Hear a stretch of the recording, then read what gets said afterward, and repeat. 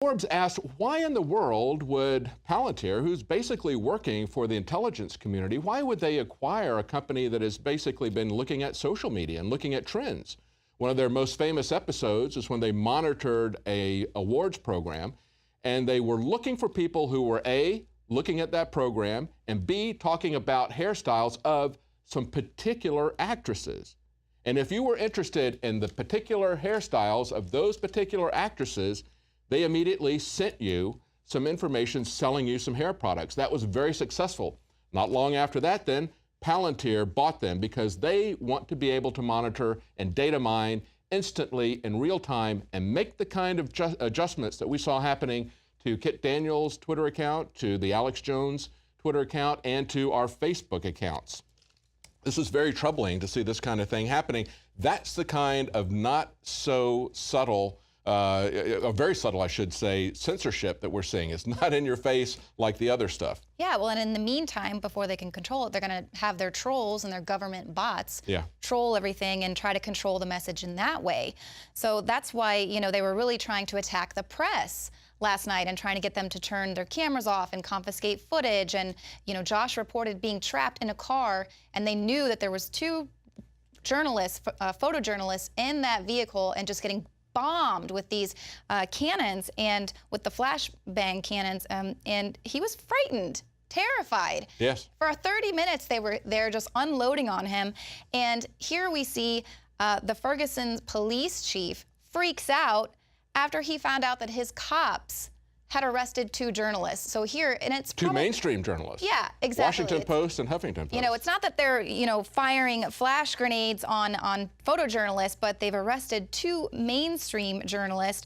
Chief Thomas Jackson was shocked, and he reportedly said, "Oh God," after he learned of these arrests, and he claimed that he immediately called the St. Louis County Police Department, of course, to say, "Let these guys go. You have no idea what kind of a spotlight you're shining on the situation here in Ferguson." So this was obviously a surprise to him as well, that they would go to this level. And we saw that video. We saw how they treated people that were clearly press. Normally, you know, the press have certain freedoms there to report on corruption of the police, the government, and everything. But here they were clearly trying to shut it down, clearly on the attack when people are screaming, "Press, press," and they're getting tear gassed and having rubber bullets shot at their kidneys like well, and of course, Biggs. everybody has the right to film in public. It's not just the Washington Post, but when you arrest a Washington Post reporter, when you shove these guys into the drink machine because they won't turn off their iPhones, that has repercussions, doesn't it? Yeah, absolutely. And, you know, could possibly be the reason why kind of these reports are changing by the hour. But the FBI initially was going to start taking over the control of the police operations there in Ferguson. Now they're saying highway police are going to be taking control over it. So obviously the governor of Missouri, he relieved St. Louis County law enforcement from policing these ongoing demonstrations, now putting the highway patrol in charge. Obviously it looks like a war zone there, so they're really kind of concerned about how the local police department there is actually handling this entire situation. I think we're going to see. I think we're going to see the FBI essentially taking over the investigation, and that's really what is behind all of this from the very beginning. Is not only the brutality of the police to shoot someone down like that, which is what the eyewitnesses say, but when you've got a major conflict in stories between what a lot of eyewitnesses say, when the police immediately confiscate the cameras, again, of the eyewitnesses there, and when they essentially look like they're trying to cover this up as opposed to being transparent and out there, I think the FBI is going to investigate this. They're now going, but the FBI doesn't have the manpower to police it, so I think they're going to put the highway police out there. It's a very different scene today, and we're going to see that as we go to our reporters who are live in Ferguson, Missouri.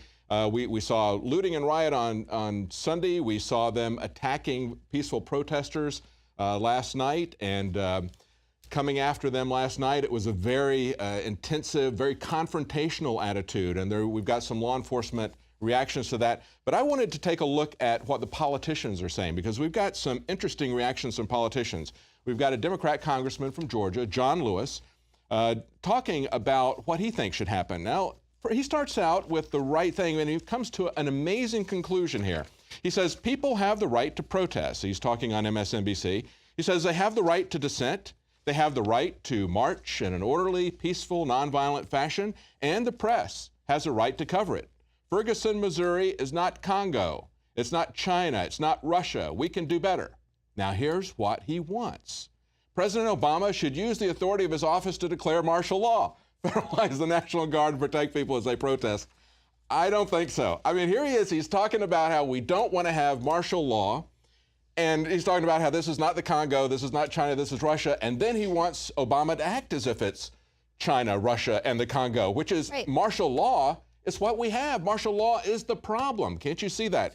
And so then what does Obama do? Today he has a brief press conference, and he essentially does a can't we all just get along, kind of a Rodney King type of thing. He says, well, there's never an excuse for violence against the police. Wait a minute. Was there violence against the police last night?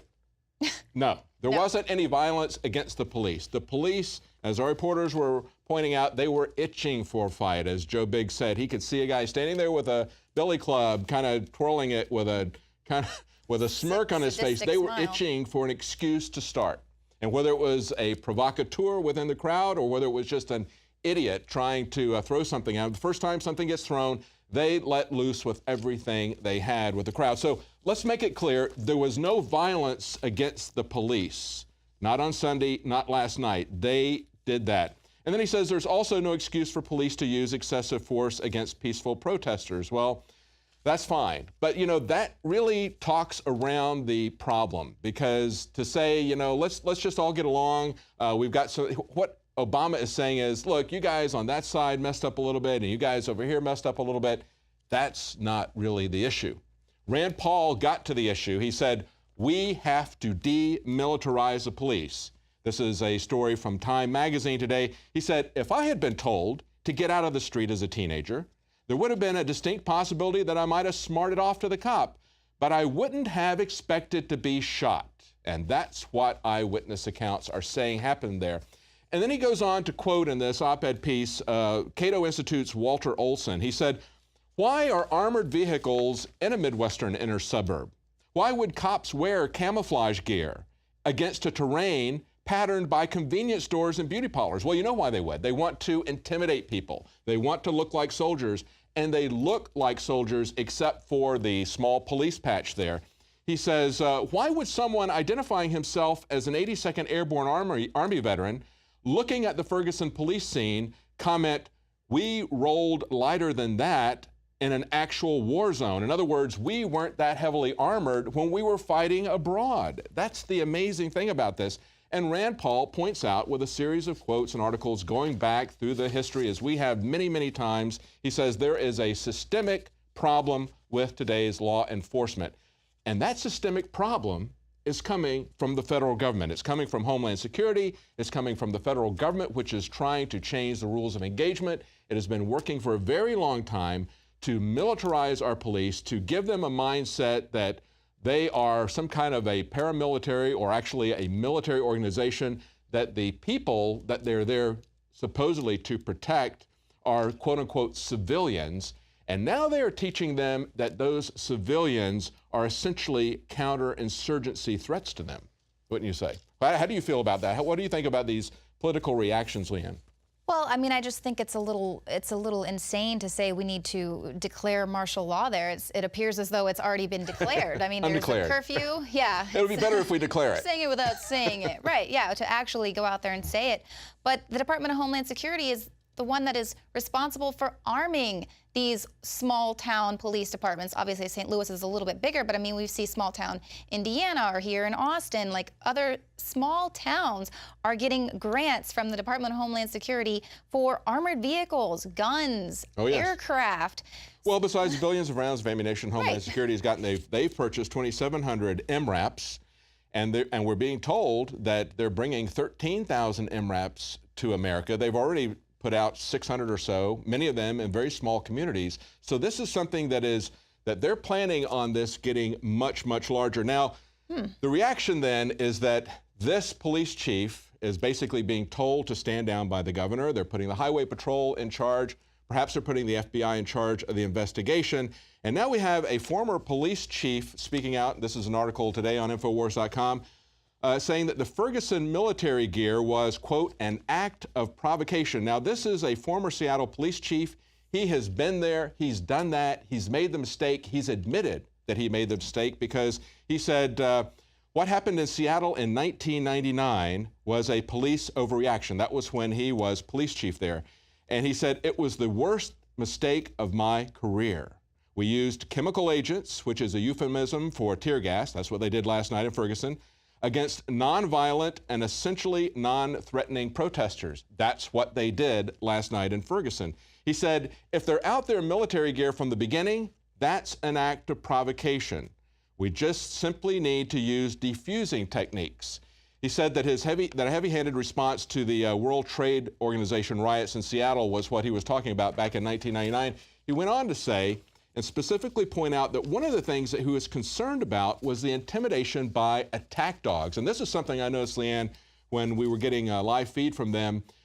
We saw these guys coming out, how heavily armed they were, and even coming out with the police dogs. And of course, they had heavy police dogs there last night. He said, there is a real place for dogs and police work, but not in the context of a non-violent protest. In fact, using dogs for crowd control is operationally, substantively, and from an image point of view, about the worst thing you can do. He said we should have learned that lesson as an institution back in the 1960s in Birmingham, Alabama, when Bull Connor unleashed his police dogs on non-violent civil rights demonstrators. He was essentially saying to those peaceful protesting Americans, you are the enemy. We've been told that we are the enemy in a gazillion different ways, haven't we, by the Homeland Security purchases. And of course, just as we did back in April when Joe Biggs and I were in Virginia, we walked through an American town that they had built so they could practice their militarized police force or their counterinsurgency techniques by the Asymmetric Warfare Center. This is the Army doing this, setting up this for training police as well as for training Army to tell the American people you are the enemy. If you can't see that you're the enemy based on all of their scenarios, all of their purchases, all of their training facilities, and now based on these actual things that they did last night, I don't know what it takes to get the American people to see this. Right, the terrorists are us. Anyone that might stand up to their tyranny is seen as the actual threat to their national interests. It's not our national interest anymore. Now it's theirs. And we're told, just like Obama is saying, he wants to de-escalate everything. So let's everybody just get along. We've made mistakes on both sides. Let's let everybody just go back, put your feet up, watch a ball game, have some brew or something. Just calm down and don't do anything. I don't think that's the answer. When I go back and look at this, it was years ago, and I want to read this. This is something that we have this quote from Pastor Martin Niemöller all the time. We say, first they came for this group, I didn't do anything. And there is certainly an element, and Rand Paul made that clear. He said, if you don't see that this is coming after the black community disproportionately to the rest of them, you're not paying attention, okay? So we talk about that quote all the time. Everybody's very familiar with that. You may not be familiar with the quote from the Stuttgart Declaration. He said, and this is what Pastor Martin Niemöller, the guy who said, first they came for that group, I didn't do anything. They come for that group, I didn't do anything. Then they came for me and there was nobody to help me. After the war, he got a lot of churches together and he says, he wrote up a confession for them to sign. He said, through us, infinite wrong was brought over many peoples and countries. That which we often testified to in our communities, we express now in the name of the whole church. We did fight for long years in the name of Jesus Christ against the mentality that found its awful expression in the Nazis, in a regime of violence. But we accuse ourselves for not standing to our beliefs more courageously, for not praying more faithfully, for not believing more joyously, and for not loving more ardently. That bothers me because that's what the church is not doing today. I don't see people, there shouldn't have just been black people coming out there protesting last night. They should have had the entire town out there. If we can put ourselves at risk trying to help people in Africa who are suffering from Ebola, Why can't we stop this cancer in our country? Why can't we stand up and have the courage to get out there and do something